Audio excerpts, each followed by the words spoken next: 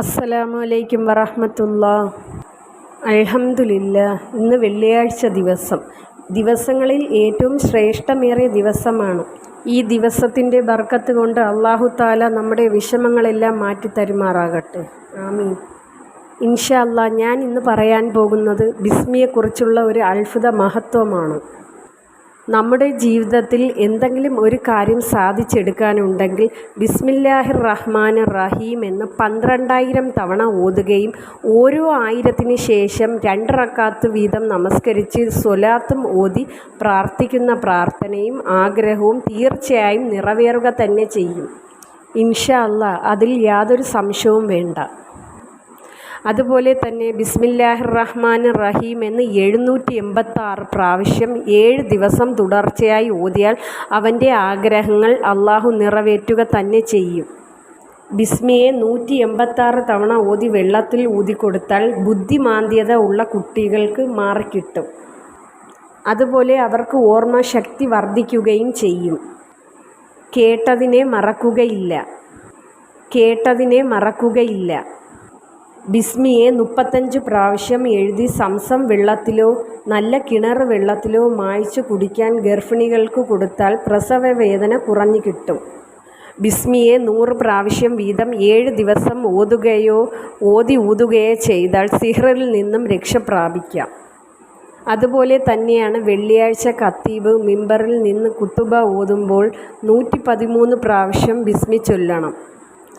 2ാം ഖുതുബയിൽ ദുആ ഓതുമ്പോൾ തൻ്റെ ആവശ്യങ്ങൾ റബ്ബിനോട് പറയുക. തീർച്ചയായും ഫലം കിട്ടുക തന്നെ ചെയ്യും. 786 പ്രാവശ്യം 7 ദിവസം തുടർച്ചയായി ഓതി നോക്കൂ. ഹലാലായ ഏതൊരു ഉദ്ദേശവും നടക്കുക തന്നെ ചെയ്യും. അതിൽ യാതൊരു സംശയവുമില്ല. മനസ്സിൽ നിയ്യത്ത് വെച്ച് ഉറപ്പിച്ചു ചൊല്ലി നോക്കൂ. തീർച്ചയാണ്. അല്ലാഹുവേ, ഞാൻ 7 ദിവസം 786 പ്രാവശ്യം ബിസ്മി ചൊല്ലാം റബ്ബേ. എൻ്റെ ഇന്ന ആഗ്രഹം അല്ലാഹുവേ നടത്തിത്തരണേ അല്ലാ എന്ന് ഉറപ്പിച്ച് നിയ്യത്ത് വയ്ക്കുക. അതുപോലെ മഗ്‌രിബിന് ശേഷം ചൊല്ലാനിരിക്കുക.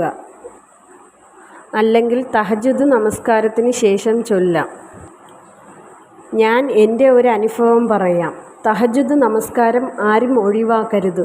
രാത്രിയുടെ അന്ത്യയാമങ്ങളിൽ എല്ലാവരും ഉറങ്ങുന്ന സമയത്ത് നമ്മുടെ ആവശ്യം എന്താണോ അത് അള്ളാഹുവിനോട് ചോദിക്കാൻ പറ്റിയ സമയമാണ്.